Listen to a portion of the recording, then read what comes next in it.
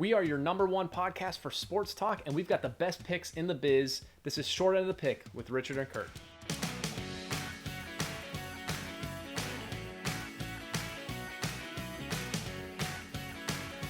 Happy Wednesday morning and welcome to Short End of the Pick with Richard and Kurt. Hey guys, hit that subscribe button down below so you're staying in touch with all we're doing. Make sure you can go ahead and follow us on Instagram and Twitter at PodcastSEP is the handle, at PodcastSEP. And make sure you got your fingers all stretched out and ready to go because we're going to ask some comment questions and see how you guys compare to us guys over here. This week we're going to head off with NFL and talking about Dak Prescott and what that means for the Cowboys going forward. Is this a bad omen, good omen? We'll see. Then we're going into college football and we're talking about Clemson rocking Miami and showing its stuff off with the Gators sliding down a little bit.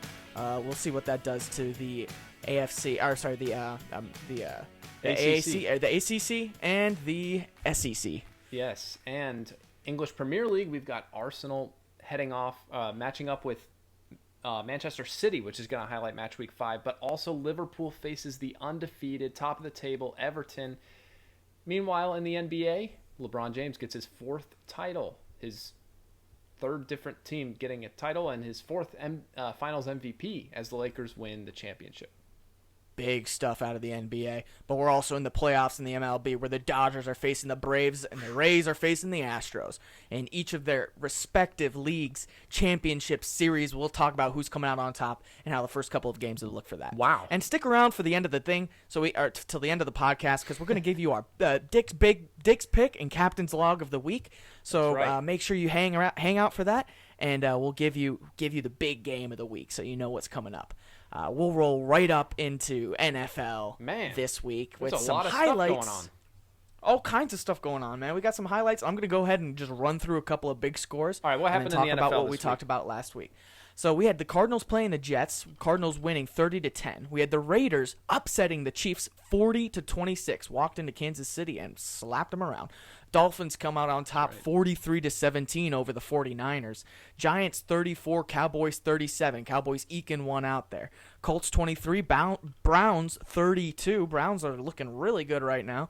Vikings 26, Seahawks 27, barely edging them out. Seahawks stay undefeated. And the Jags fall to Houston 14-30. And that's Houston's first win of the season, if I'm not mistaken. It is their first win of the season. We talked about that last week. Galveston Bay can figure. Go ahead. We talked about that last week with O'Brien getting sacked. And, of course, this week, after the Falcons lost, I think they fired Dan Quinn, their coach as well. The coach that took them to the Super Bowl and lost. Yeah, but that was, like, mildly surprising, but I guess I just don't know whatever happened to them. He just could not get them back on track after that. You know what I mean? Yep. They just had never been looking like a playoff team since then. Well, we got to get to our main story, I guess, which is Dak Prescott dislocating his ankle. Pretty nasty looking injury on Sunday. It was tough to watch. He got carted off the field, already had surgery. Everything seemed to go pretty well. No mega complications because with a break that bad, sometimes I guess it can be kind of scary if certain things get damaged. But from everything I hear, the surgery went well. And so, I mean, he's just on a path to recovery now. It's going to take a few months at least to get back onto the field.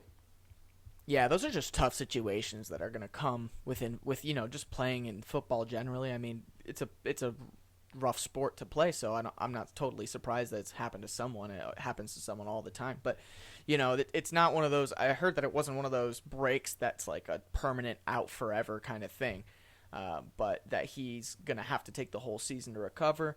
And now we have our guy from Cincinnati. I can't think of his name for the life Andy of me Dalton. right now.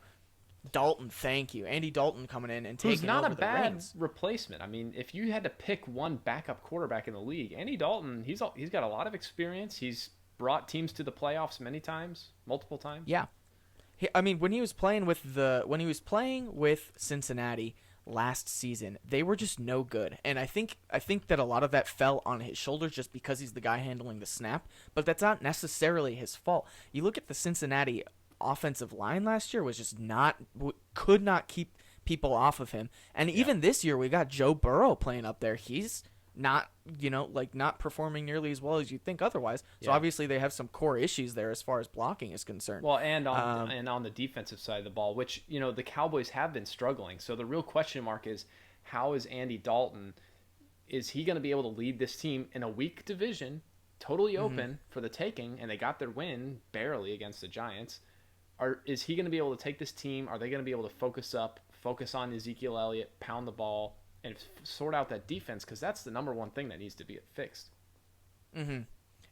And they're playing in a league where they can still turn things around. It's rough that they're going to be losing Dak for the rest of the season, and things aren't necessarily looking great. But you just got to win under your belt against the Giants, which maybe you should have won by a little bit more, but that's okay. You got out of there, and you have that W now. So let's try and build on this. Let's try and get the ball moving forward, and let's try and get to the top of the division and make the playoffs. Yep. I don't know that it might be a little. I mean, it's probably a little early for playoff talk. It's only week 5, but there's a number of teams out there that are already looking like, okay, like Chiefs. We're marching. Chiefs, Green Bay. These are a couple of teams that are just marching right into playoffs, and you can just feel that kind of momentum. So you got to pick something up if you're the Cowboys. Yeah, and for Dak, I mean, it's a big deal just because he didn't renew the contract. He was betting on this year being a really great year, which it was looking like it was going to be for him. He had really good numbers, and so if he had a great year, he would get an even bigger contract. And that was his bargaining chip, and now it's out the window. So his whole future's up in the air. And we'll see how that turns out. It's kind of a sad situation for him because he put all his chips in the table, and he lost the draw. He lost the hand. Yeah, that's just the happenstance of it. But this is an injury that I remember that it happened to almost same exact injury from what I can see, and from what I read, to a soccer player in the English Premier League, Andre Gomez, and. He was back in less than 4 months on the pitch in games, 111 days. So it's not easy to recover from, but if you put in tons of work, you can come back in, and it doesn't take 18 months or anything like a nasty knee injury. So it's just going to be a lot of rehab, and I'm sure there's teams out there that will sign him. But yeah, that's a situation there brewing in Dallas. Yeah, he's an athlete, so he'll find his place somewhere. Yeah, and so looking at games around the league, outside of that one, we had a couple interesting games, like the Chiefs losing to the Raiders. That was really well. I mean, that was talked about, right?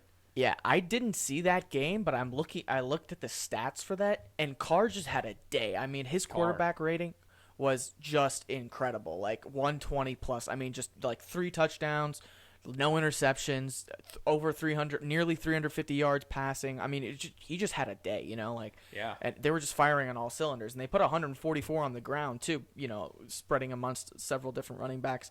And it was surprising. You looked at their wide receiver core. Yeah, Henry Ruggs, I think. Ruggs the third. I think so. Went for 144 yards receiving on 2 receptions, one of which was 73 yards. He was really passing around to his other receivers was the big thing that you saw there. He had a ton of passes, 20, whatever it was, 25 passes or whatever. He was throwing the ball 25 deep. for 31. But yeah, he was spreading it around. I mean, it was a really incredible day from him. Yeah. And maybe not so much from Mahomes, I guess. I mean, he only had 1 touchdown, an interception, maybe just over 300 yards passing. I mean, 300 yards passing, not shabby. Well, he's always going to have decent numbers, but the thing is, it was a high-scoring game in the first half, and I was watching the second half. They shut him down. They had to punt numerous times, and so the Raiders kind of came together full team. And like you said, if you can shut down Mahomes just a little bit, and your quarterback has an absolutely monster day, well, I guess that's the equation for beating Patrick Mahomes, because they figured him out in the second half. I mean, that's something that you want to see though in football is these second half adjustments. How are people coming out afterwards? There's teams that I love, and I like to root for that just cannot do that. Yeah. They just don't make changes. But then you see it in some of these other teams. It's okay, maybe there's something there that I'm not necessarily seeing, or maybe everyone's sleeping on. Yep, and another head turner game of the week, which I thought was really interesting, was the Dolphins really taking it to the 49ers. And you're talking about a 49ers team who is less than 12 months removed from the Super Bowl. And this is one of those like Super Bowl losing curses where you come out and it's really hard to recover sometimes. We saw it with the Falcons. Things started to fall apart. Mm-hmm. Well, the Dolphins, I don't know, Fitzmagic, he always has a good game every now and Yeah. then. 43-17. He's just wild. I don't know what he like he is like the most weird quarterback because one game he'll just be like, like nothing will happen. It'll be, he'll be here, he'll be there, he'll be okay. And then another game he'll come out and just like absolutely drop missiles on the field. You know what I mean? Just like come out there and run the game. And he's kind of I didn't watch any of this, but go ahead. He's kind of a streaky quarterback too. I mean, when he gets a good game, he might get like 3 or 4 good games in a row, and then he'll just completely fall off and be less than mediocre. Yeah. Yeah. They call him the what do they call him, like the Mormon missile or something like that from his Harvard days or something. He's a smart guy from Harvard. Yeah, a big family and a bunch of good things going for him. But the Dolphins are 2-3, and I don't know, the 49ers are like 1-4 or whatever. Yeah, they're struggling. But they're in a really tough division. I find it hard to believe that they're going to be able to pull out of that one. Speaking of that division, Seahawks-Vikings. Seahawks barely beat them, dude. Only by 1. Yeah. After as well as Russell Wilson's been doing. But they're undefeated still. I mean, that's true. That's a big win. Did they have to come back late? You said like the Vikings. Yeah, earlier? they didn't score any points in the first half, and then went back and they scored a bunch in the third. Went back and forth, and then went down to the Vikings at the end of the game, had to do a scoring drive. So, I mean, they pulled it out, but, they weren't holding the lead the whole time. But now I want to talk about, I just want to mention the sneaky good team of the week. There's lots of good teams every week, but the sneaky good team of the week, in my opinion, were the Cleveland Browns. Yes. I mean, they kind of, they beat the Colts. The Colts are not maybe the toughest team to beat, but now I think they only have 1 loss. They look like the real deal to me this year. Mm-hmm. And by real deal, I mean make the playoffs. Yeah. Well, they did lose Nick Chubb in that. Was it this game or the previous game? They did. I think it was previous game. Oh, it was the previous game. So they just lost Nick Chubb. So I don't know what that does for their run game necessarily. I don't know who they got on backup there, but that's a tough loss because he's a great running back, but he's supposed to be back before the end of the season, so they'll have something there still. And they've got a great passing quarterback in Baker Mayfield. And Mayfield is looking targets, good. I mean, dude. Yeah, he's looking like he's making smart decisions. To me, he looks like he's leading the team well in some of the areas he wasn't doing so well in previous years. Dude, I don't know what it is, but they're really turned it around. We'll see. Previous seasons. It's only a few games in, but so you can never get too high. But they're 4-1. They're 4-1. So yeah, but they have tough teams to face going forward, and I think that brings us into our upcoming matchups for the week, and then we can go into our picks for the week. Well, let's review what we did last week. Oh yes. Let's review the picks that we made last week. Yes. So, let me pull that up real quick. I don't have it up. We picked for the Bucks versus the Bears, and we picked for the Eagles versus Steelers. And for the Bears, for the Bucks and Bears, the Buccaneers were favored on the spread to win by 5. We picked them to win by more than the spread. We picked 7 for the Bucks, and the Bucks ended up losing and coughing that game up. Pretty iffy. Did you watch any of that game? Oh, I don't know, watched man. it. I thought that the Bucks blew it on themselves. To be perfectly honest, I think that they could have. I think they could have beaten that spread, but based on the score, it was only 19-21 at the end. But it was a defensive game until the Bucks needed their defense to hold the Bears at the end. Yeah, right. And then it wasn't a defensive game anymore. Yeah, then they flipped the script on us. And so yeah, our pick was not that good. Didn't quite beat the spread for that one. But we also had the Eagles Steelers on our lineup on that one. Yep. Finally, we're trying to get the Steelers games. Talk about the Steelers for a little bit after having had missed the Titans game. Didn't play them. And the Vegas spread on that one was 7 for the Steelers, and we picked the Steelers to beat that spread and to win by 13. Mm-hmm. And the actual spread, margin of victory was 9 points on that one. So if you went with us on the Steelers beating the spread, you won. But I guess the actual is a little bit closer than the spread than we picked. Mm-hmm. But the Steelers doing well. Yeah, we had partially expected that they were gonna be mostly the pick for 13 could have gone to 10 even, but we were just kind of in between. That's right. Just knowing that there was that feeling that the Steelers had rest, the Steelers were marching in, or were trying to defend home turf, and they did exactly what we were expecting. They beat the spread. So what's coming up next week that we should keep our eyes on, Richard? Alrighty. So NFL. Well, actually, there's a game. There's a game going on right now between two undefeated teams. But by the time this drops in the morning, this game will be over. Right now, the Titans are beating the Bills 14-7. Tuesday night. That's football. kind of a weird. Yeah, that's like a week. Is that still week 4? That was rolling off from this past weekend, isn't it?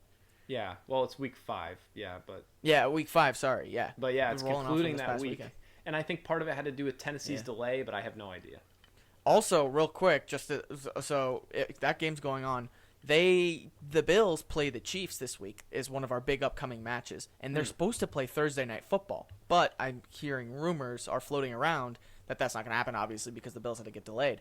So they were looking at Saturday, but probably going to be playing on Sunday instead. I don't know what they're going to do about Thursday Night Football. I don't think that they're going to add another team there. I don't know what they're going to do necessarily about that. Whoever I don't know what channel carries NBC or something like that. And carries Thursday Night Football. It's I'm not sure. Maybe NBC, but with like Amazon Prime. If you have Amazon Prime, you can watch Thursday Night Football usually. Yeah, kind of a weird deal, but. Yeah, they're getting a lot of COVID tests, and we talked about this last week or 2 weeks ago. We talked about this is kind of a recurring – if this becomes a recurring problem, scheduling is going to be a nightmare. They're going to start losing money on TV deals, and it's just going to be – and who knows, are they going to have to shorten the season making all these changes and stuff? Yeah. It's going to be weird if this keeps happening. This next I know couple the Patriots of weeks got another positive test in their facilities. I know that the Titans were struggling with it too, leading into this week, so I don't know. This is gonna be the weird weeks because they're still it's still early weeks, and they just had all those problems the couple of weeks before where they had to postpone the Titans game. So it's kind of like the compaction issue of the following weeks are the ones where we're gonna be playing catch up. So don't be surprised that we're necessarily seeing these, but yeah, just going forward, it'll be questionable. We also got we were talking about the Browns. We got the Browns playing the Steelers this week, that's another big one. Which is a really tough matchup for both teams. They're both. Yep. I don't think the Steelers have lost yet, but the Browns are rolling right now. Yeah, the Browns are rolling right now. It's a good matchup for the AFC, and who's going to come out on top in the AFC? Well, those are two teams right there that could take a charge, take the lead. And then you also have Packers and Bucks, and I know we talked about Bucks a little bit. Now that they're 3-2, how much on the front foot can they be? The Packers look ridiculously good. Yeah. And for the Bucks, it's like, okay, we're playing at home. We just took a loss that we probably should have been able to win. This is a tough one for the Bucks. They lose this one, they're down 3-3, and with all the hype coming into this season, that's probably not where you want to be at this point. Exactly. That's exactly why this is a big matchup for them, because they got to do something. Honestly, I don't know that they can. The Packers are rolling right now. I mean, they are putting up points every week in, week out. But they're coming down from the cold, man. That might play to the Bucks' advantage. Playing in the cold is nice. When you have to go and play in the heat a little bit, it kind of might jar them. So, I don't know. We'll see. And then are the other ones in our picks? We might as well move to our picks if we got those last couple let's games. Pull our picks for the upcoming week. are going to deal with the Rams. The first game is the Rams and the 49ers. That's a division game for the Rams and the 49ers. So they're both kind of trying to fight for a spot. And the 49ers have been struggling. Yeah, and the 49ers are still not back to full health right now. So I think that the current spread is for the 49ers by 3, but I think that we aren't going to see that necessarily. We're picking Rams by 2. It's Come just on. that, that 49ers aren't necessarily healthy, and the Rams are looking pretty decent right now. I think they're 3-1, maybe 4-1. And then our other game of the week is the Cardinals Cowboys. By the way, those are two teams in the last 2 Super Bowls that have represented the NFC. That's a good point. That's a really good point. And the talent, the Rams the year before, and then the 49ers. The talent at quarterback is there still on both teams, except is Garoppolo. Yeah, he's still playing, right? He's not still injured. I mean, I don't pay attention to the NFC West. Okay. Well, anyway, we're picking Rams to win by 2. So Rams by 2. And then the next game is the Cardinals Cowboys. The Cowboys, Cowboys important game playing against the Cardinals, who could or could not be a good team. I don't know where they are right now. But they lost Dak Prescott, and I think that's going to weigh on them this week. It's going to be a little difficult for Andy Dalton to get the ball rolling here. And the Cowboys just are just principled. They're kings at just barely losing games. I think the spread has Cowboys by 3, but we're thinking Cardinals by 3. Yeah, that's a big pick for us. 6 points away from the spread. We're picking for the Cardinals to show up. Now, this could go 2 different ways I see for the Cowboys. One way is, look, you looked at everything that we've been able to see. If you take Dak Prescott out of the Cowboys equation, they are terrible. I mean, they were not that great to begin with, but you take Dak Prescott away, and so that's one way to look at it, and that's kind of what we're going on here. Another way to look at it is, the Cowboys rally. They look at each other and they go, we haven't played up to par even with Dak. Now he's out. We have to step up, and every guy looks at himself, and who knows, their defense gets better, their line gets better, Ezekiel Elliott becomes a star, so who knows what can happen. You got to prove yourself. At this point. It's a big decision point for the Cowboys. And, because that division, like we keep saying, it's open for the taking. And I guess they have the best record in the division so far. But this will be tough if they take a loss to the Cardinals. Them are the Eagles, yeah. Alrighty, that wraps it up for NFL. Let's roll right on into NCAA football. And a couple of – do we want to go right into what was the big stories of the week? Now, let's go over the scores from this past week first. Yeah. And we're just going to go on the starting with the Alabama sitting at number 2 against Ole Miss. They beat them 63-48. Number 14 Tennessee goes into Georgia, number 3, and loses 21-44. Georgia sitting on top, sitting there with looking pretty on that one. Number 4 Florida goes into 21 Texas A&M and loses 38-41. So Florida taking a tough loss against Big Texas loss A&M. there. Top 5 team out.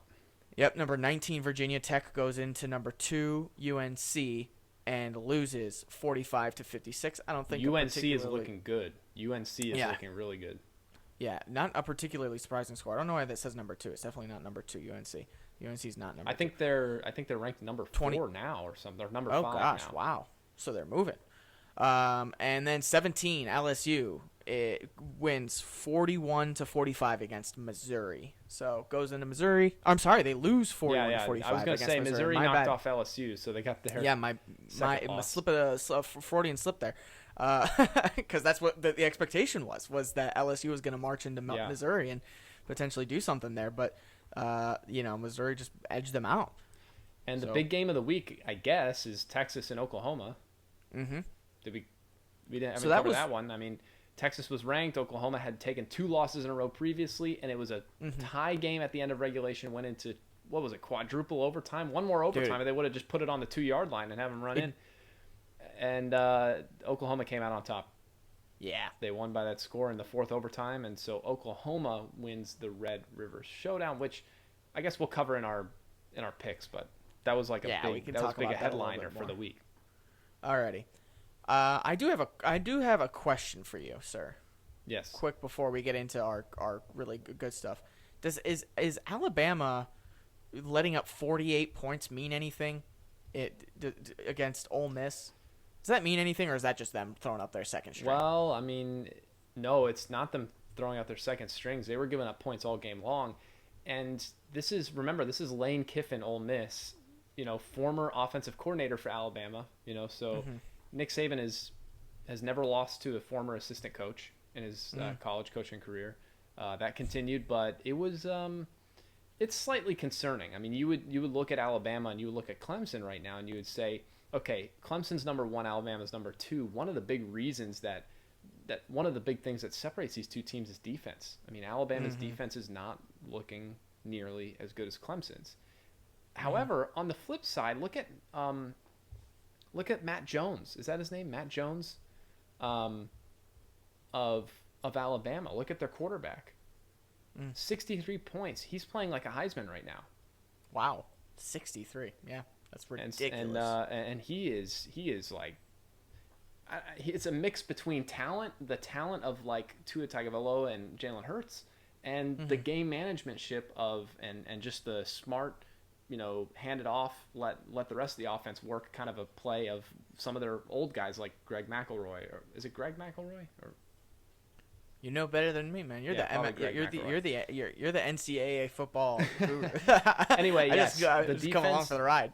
The defense is definitely a concern for Alabama, the same way it is for Florida at this point, and LSU, and the SEC needs to.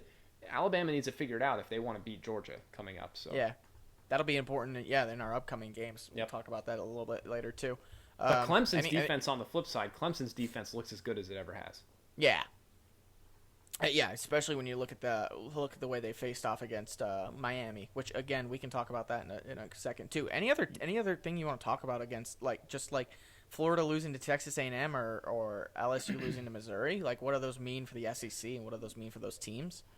Well, it kind of puts. I think there was a false high around Florida. I mean, Georgia had been ranked higher, but Georgia's in command. Everyone kind of knew that, and now everyone knows it, and no one can deny it. Georgia's in command in the East. Alabama's in control in the West. I think the biggest... Go ahead.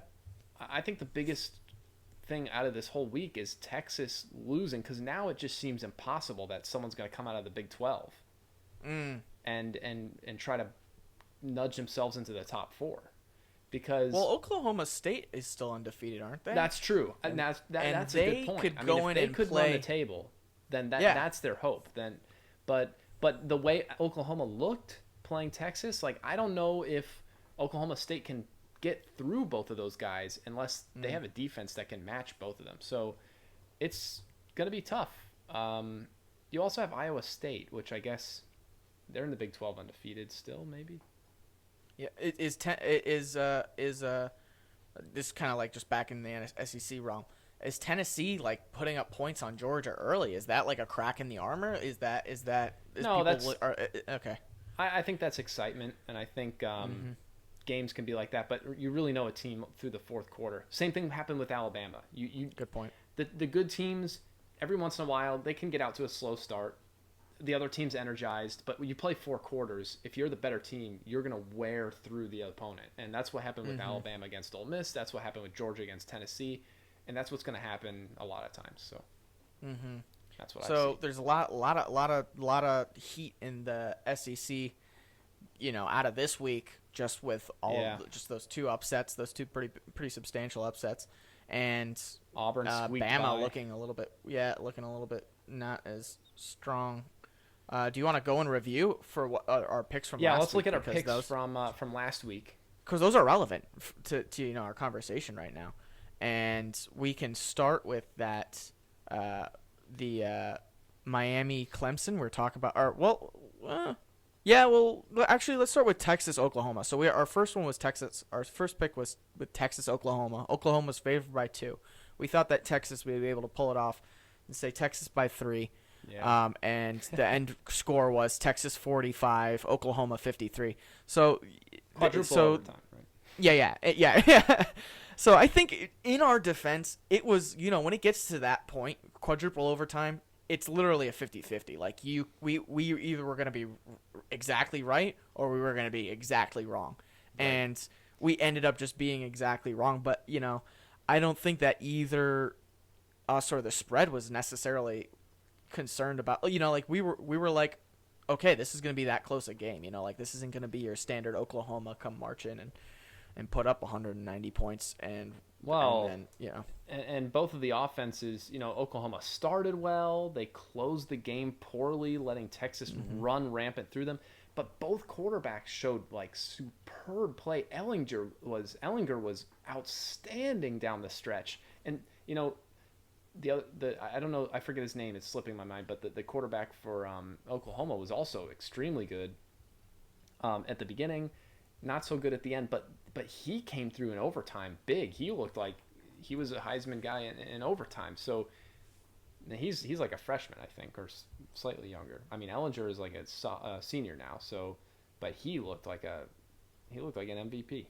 But they lost the game, and so Oklahoma kind of spoiling things for Texas now. 2 losses for both of them. No, or Texas doesn't have a loss yet, or only has 1 loss. Either way. I don't know. Yeah, well, something like that. Spencer Rattler? No. Yes, Rattler. Yeah.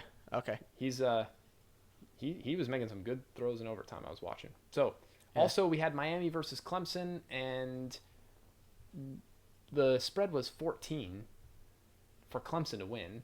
We were a little high on Miami. They had energy. They were coming in. We thought they would lose, but they would close the gap on the spread and only lose by 10. And they ended up losing by what, 25 or?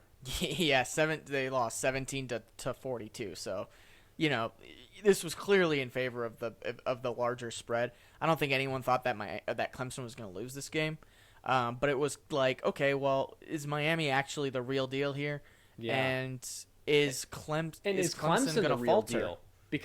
Because Clemson had a lot to prove. I mean, they lost a couple guys on defense. I mean, they basically told us, wait, we're as good as what we were closing the year last year. Yeah, this was a great game for them just to make that statement, like you said. It's just like you come out here and you're like, listen, Miami is high, Miami may be a very good team. Like they may put up wins against a lot of Big 12 teams, maybe some SEC teams too. But Clemson just came out and just Miami, shut them down. The thing is, Miami could not advance the ball. They couldn't move the ball. So it was just Clemson had possession all game long, and they just kept pounding at them. Yeah, so the huge game for Clemson there. They could not block. I mean, I was watching Miami. They could not block the Clemson defensive line for 1 second the entire game. It was nasty. Dang. So that brings us to that's rough. The big games coming up this week. Which did we name them already? I don't think so. We have a handful of teams. Let me pull it up here. There's not that many big marquee games. Like yeah. There's a couple, and we'll make picks on those. But generally speaking, SMU's playing Tulane. SMU 17. They've got a lot to prove. We talked about them earlier. We picked them out for week 1, and they had that sneaky win. So they're a team that we're kind of keeping an eye on the American. Clemson's playing Georgia Tech, so just a ACC showdown. Georgia Tech, yeah.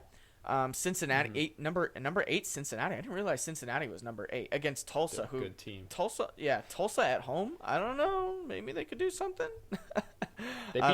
Tulsa beat UCF last week, right? Yeah, something like that. Or was that Tulane? No, I think it was Tulsa. It's either Tulane or Tulsa, and both Tulane and Tulsa are playing the really good teams coming out of the American right now. So those will be 2 fun games to watch. I say Pitt Miami only because Pitt is always good for one good upset. That's true. Is this the week? I don't know. Maybe it is. And then we have Texas A&M 11 just coming off that Florida win playing Mississippi State. If I'm not mistaken, Mississippi State's the one that handed the first loss to LSU. They are. So is Texas A&M, are they potentially going to lose that number 11 seed to a Mississippi State that's unranked? We don't know. And LSU is playing Florida, which is typically a really big game. Yeah, exactly. And that brings us right in. What a great segue into our picks of the week. And college football, our first pick is the LSU Florida game. So the spread for that LSU Florida game is, I saw 11.5. I guess I could be wrong on that for Florida. 11.5 for Florida. That seems a bit substantial. I don't know what. What is your thought on that? Well, I mean, they kept Florida ranked 10, even after the loss. It was a close Florida at loss. It was a close loss away to Texas A&M. I could see. I mean, and then LSU. They're coming off another loss to Missouri, so they're not even close to ranked. Yeah. It just seems wrong. It just seems like LSU is better than what they've played, and the more the season goes on, the more their talent's going to come out as their coaching. Yeah. But you could say the same thing for Florida's defense, which has been atrocious so far. Yeah. I don't know, for whatever reason, I watch Florida because I like them, but whatever reason, they always can find a way to play to their opponent for something. It hasn't necessarily been true, throughout the season, but it obviously was last week, and I think that it could potentially be this week. I think 11.5 is a little bit much. We're picking a 4-point spread this week. Yep, pick in the favor of LSU this week if you're picking against the spread. Yeah. Yeah. So we still have Florida winning that game, but we'll see how it goes. We don't think they're going to be doing it by 11.5 though. And our second game of the week is this BYU Houston game. Only reason is because Houston had gotten postponement after postponement in their first couple of weeks. So they only just played their first game, and they won pretty handily. And BYU is sitting ranked number 15 right now, something like that. 14. And they, they're a good team, and so this is an opportunity for Houston at home to try and prove themselves on a first real game of the season. You know what I mean? The spread has BYU winning by 5.5 points, but we're thinking that the spread might be a little bit too much in favor for BYU. We're picking BYU by 4.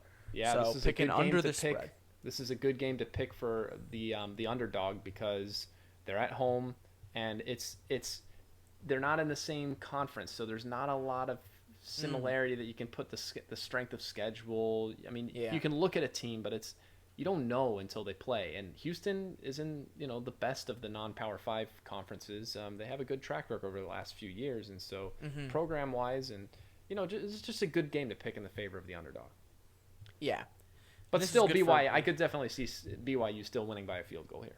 4 points. Yeah. We'll give them by 4. Alrighty, that wraps us up for NCAA football. Let's go right on into English Premier League, and we'll post up a couple of the. Oh wait, no, there was no scores last week, huh? Yep, we had the week off last week. I know you're fooled. Yeah. It was an international break, and so all we have to talk about here is what's coming up this week. Yeah. Was EPL just last week? Was EPL were they playing in the FA Cup or was it? No, nothing. It was international break, so all the players were international break. Gotcha. Yeah, on their international squads, doing whatever they were doing. Yeah. If you got a chance to watch those are leading into the next World Cup or whatever, next couple of years, I think, right? Anyway, something like that. So coming up games, we'll just go right into the games that are coming up because that's all we got to talk about this week. We have Man City playing Arsenal. We have Tottenham playing West Ham. We have Everton playing Liverpool, which that's a top of the table game right there. I'll have Don't you sleep know. on that one. And then we have Sheffield United playing Fulham, which is a bottom of the table. That's the battle for the bottom. I don't think any of those teams have had anything but losses. They have lost out thus far. Sheffield might have 1 point. Oh, a little sneaky point. I just barely had a draw somewhere. Quick pick. Who do you think on that bottom of the battle for the bottom? Nope. You're right. They're pointless. Yeah. I'm sorry if any Fulham or Sheffield United fans are out there, but quick pick. I have to go Sheffield. I think so too. Yeah, Fulham is just anytime you're going to ask me anyone playing Fulham, it's going to be the other team. Yeah.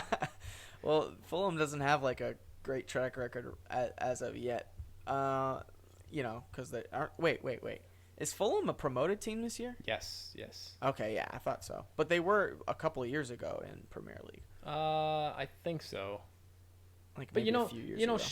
Sheffield was like what 8th in the table last year or 9th. I mean, they had a really good year. Remember? And they were looking at a we were talking about them being top for a 4. minute.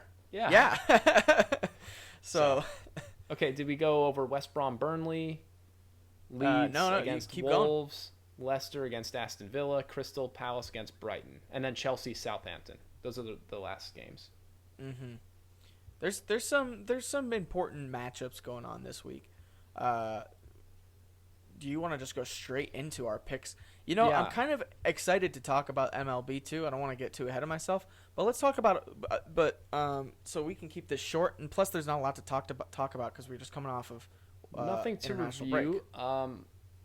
And yeah, we will say that the main games this week are going to be Arsenal and Manchester City, but the games that we picked for this week, well, I'm sorry, the main games are going to be Everton, Liverpool, and Arsenal, Manchester City. But we picked a little bit of an interesting one, which is Leicester, Aston Villa.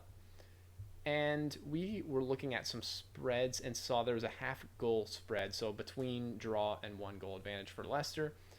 And we decided to kind of go out on a limb here because, Leicester, they're at the top of the table. They're a really good team. Good on the counterattack. Aston Villa just demolished Liverpool 7-2 last game. We're going to go with a draw for these two teams. Yeah. Why? I have no idea.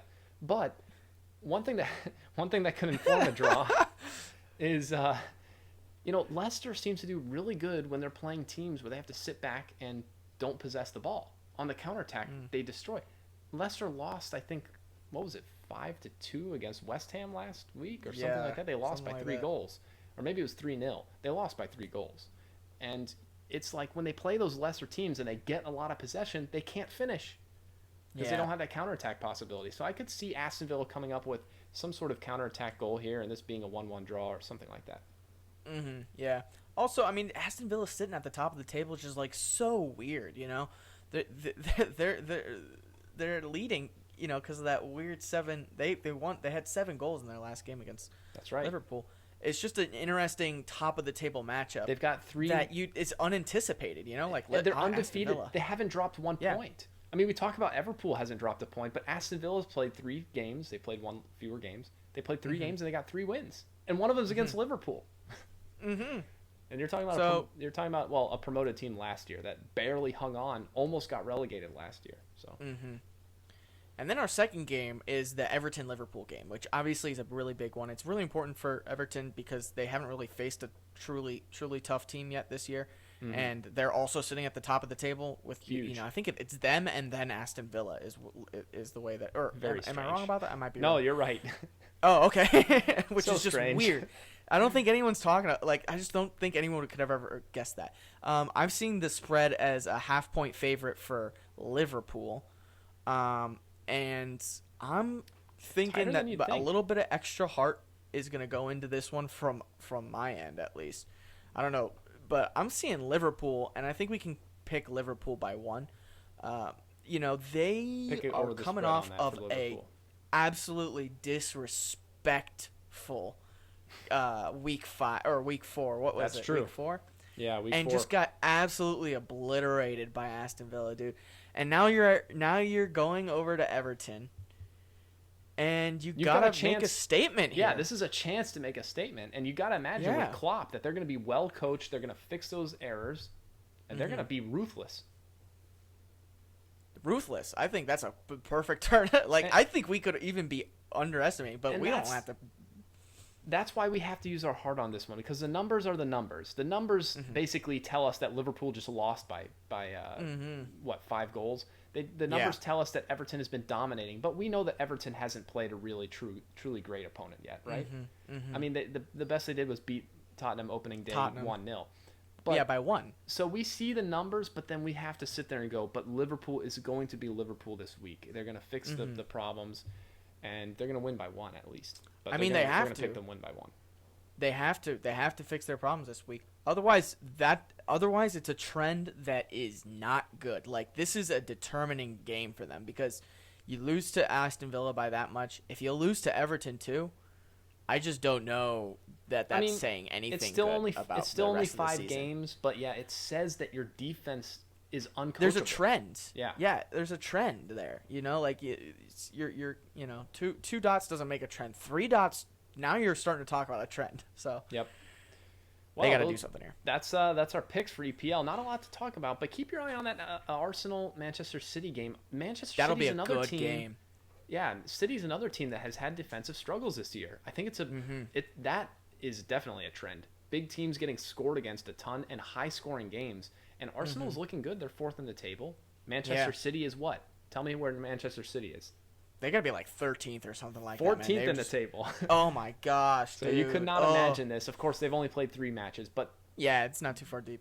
they only have 4 points out of 3 matches. So But Arsenal's looking really good too. Yep. They're at the top of the table right now, so that'll be a good game, fun game to Yep. watch for sure. And Quick pick. so I guess Before we'll you move go. on to basketball and just briefly talk about the Lakers. Oh yeah. Here. Oh yeah, that's right. I forgot. I know you're anxious. I know you're anxious to get to Yeah, to that's the just MLB, only but because NBA is now done. it is done, and that's kind of the story. Yeah, and the Lakers taking it in 5 games, was it? It was 6 games. 6 games. Oh, The okay. Heat came and won, 2 of them. That's Somehow. right. Both of those games, it was what's his name, went off. Yeah, Butler. Yeah. But you just couldn't hold back the Lakers. They had the talent. The Heat had the injuries. But the Lakers those just kind of injuries were outclassed them at the end there. I mean, LeBron turned into LeBron. And Anthony Davis was not really anywhere to be found, but Yeah. still. He wasn't like a super it factor. Yeah, in the last game, I'm looking at the game. I'm looking at the stuff right now. LeBron had, like you said, LeBron had a triple double. But Anthony Davis, 19 points, 15 rebounds, pretty good stuff there. Not very many assists, but obviously having a really good defensive night. Yeah, what do you think this says about LeBron? Does this change anything in your mind about him? I think he's starting to get a little older, but I don't think that's showing at all. Like, or not necessarily like. Is he like, I'm talking legacy wise? Like, okay, now he's got 4. Okay, now he's got 4 Finals MVPs, which he's in a class now with MJ officially. There's no other guys that have had 4 Finals MVPs. So, but I think he's nothing better than we expected him to be going into this series. Yeah, no, I don't think that you see him in a different light necessarily at the end of this series. Like, I think there was an expectation that they were going to win this, and they did it, and they had to do it in 6. I guess from the Lakers' point of view, they're probably. And I have to say, you called this because when we were introducing the series, you asked me who's going to win. I said the Heat. And then you asked me, is it going to happen in 7 games? And I said, not necessarily. So I was really high on the Heat. Yeah. But you said it was going to be the Lakers, and it was going to be less than 7 games. And what do you know? Yeah. But I mean, it was just like an expectation, I think a generalized expectation. And like they met that expectation, if just barely. I don't think that it changes anyone's view on LeBron. It was an expectation. He did what he was supposed to do, and he did it. He is who he thought he was. And he did it well. And we let him off the hook. Just kidding. Yeah, Right. and to be fair, he was really helped out by just a great team altogether. LeBron brings like that something special to a team, but he's also playing with Anthony Davis and just a great squad in LA. So I don't know, man. Maybe look to them for another year next year. So is there a caveat? Is there an asterisk on this season because it was short because of the COVID? Because it was interrupted. I don't think so. I don't know. If you're gonna start saying that about this, then there's gonna be all kinds of things that you gotta start talking about. All over the place. Yeah, I can't be talking about asterisks. All right. Well, that kind of brings us into MLB. I mean, anything else to say about Lakers? They got what are they? The most winningest team in the in history. Yeah, in basketball? 17th. Good for them. Kudos. So that brings us to MLB, which is really underway here. We're in the game 2 in the NLDS and game 3 tonight in the ALDS, which is actually last night. And so basically the Rays have a 2-game lead on the Astros. We have the Tampa Bay Rays and the Houston Astros in the American League, and we have the Los Angeles Dodgers, and we have the Atlanta Braves in the National League. And the Braves took a 1-game lead on the Dodgers, and the Rays have a 2-game lead on the Astros. And those are 2 results that you would not expect I mean, you expect the Dodgers to be up, and you probably expected the Astros to be up, right?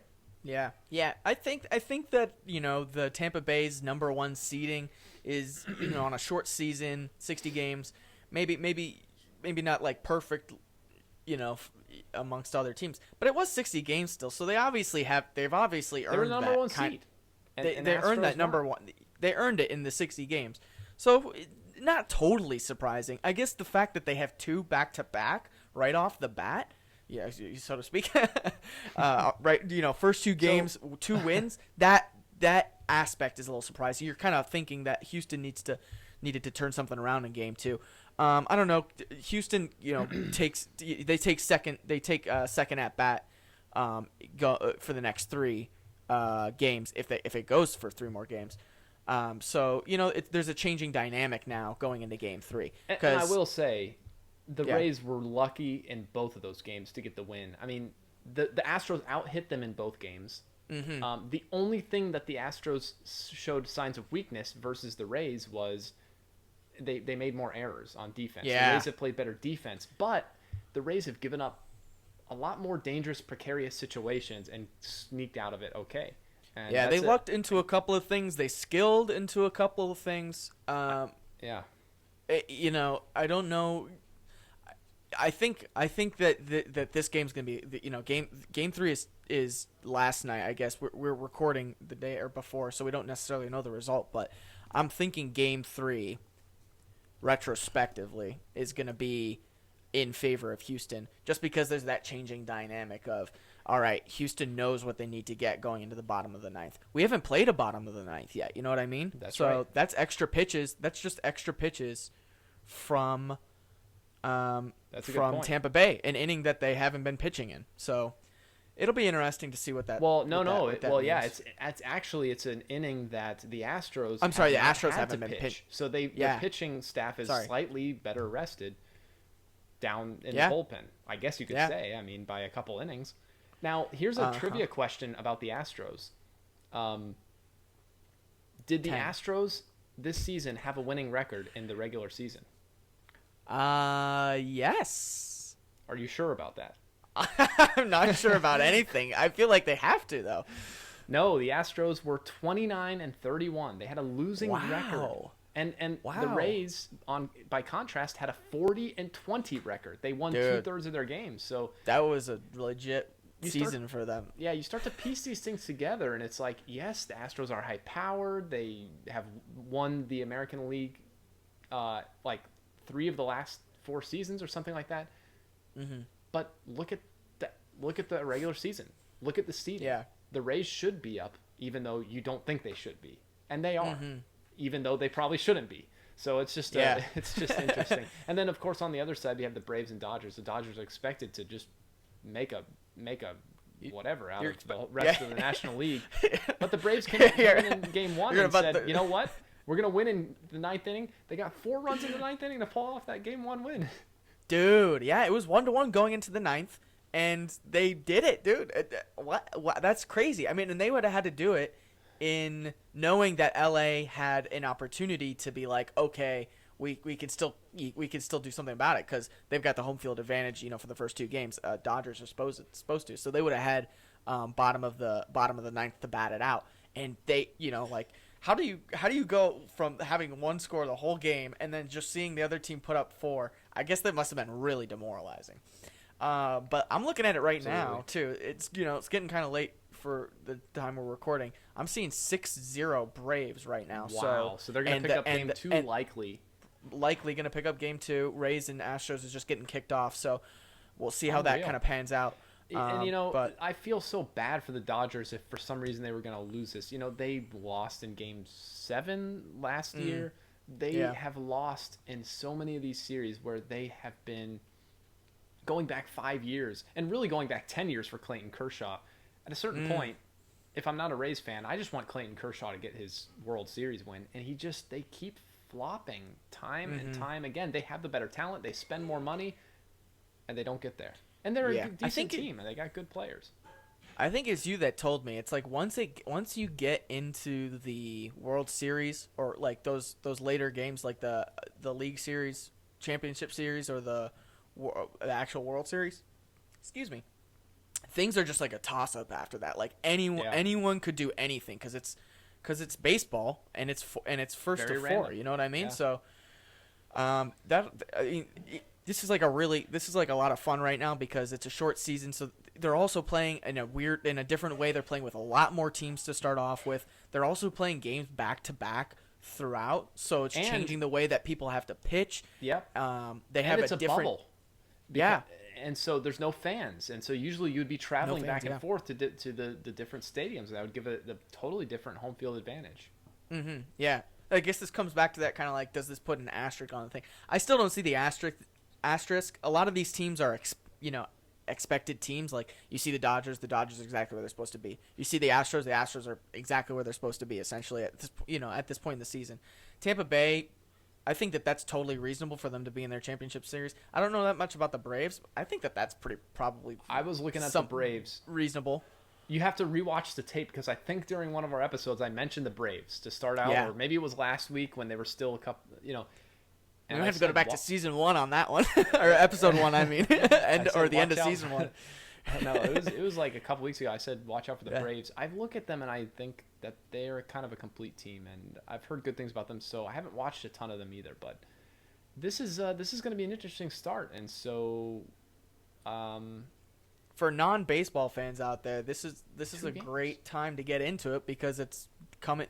There's teams that are probably arguably definitely through with the Braves is an upset that first game. So if I were to tell they've got a lot to prove going forward. If I were to tell you at the beginning of the season the Rays from the American League and the Braves from the National League are going to be in the World Series, you would freak out.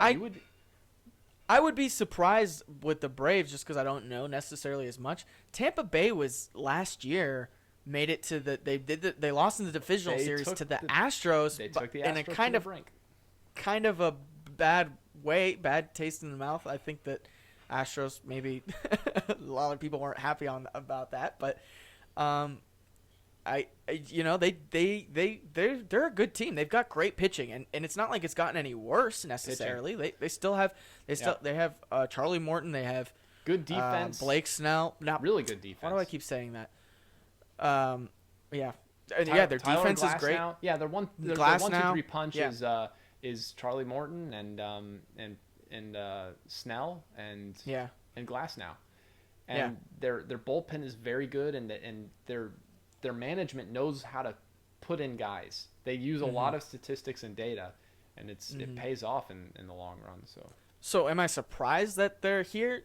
I would be surprised if they made. I would be marginally surprised. Houston's missing Justin Verlander too. I feel like that's a big difference. Are we actually playing them at their strongest? That's just part of baseball. Though. That was a tough break for them. Yeah. Yeah, it just happens. It's kind of like losing Dak. But I certainly would have expected the Dodgers. The Dodgers are just like such big hitters. You know what I mean? Like they've got. I mean you said it all that needs to be said about the Dodgers, but like the Braves, maybe I'm probably a little surprised about them.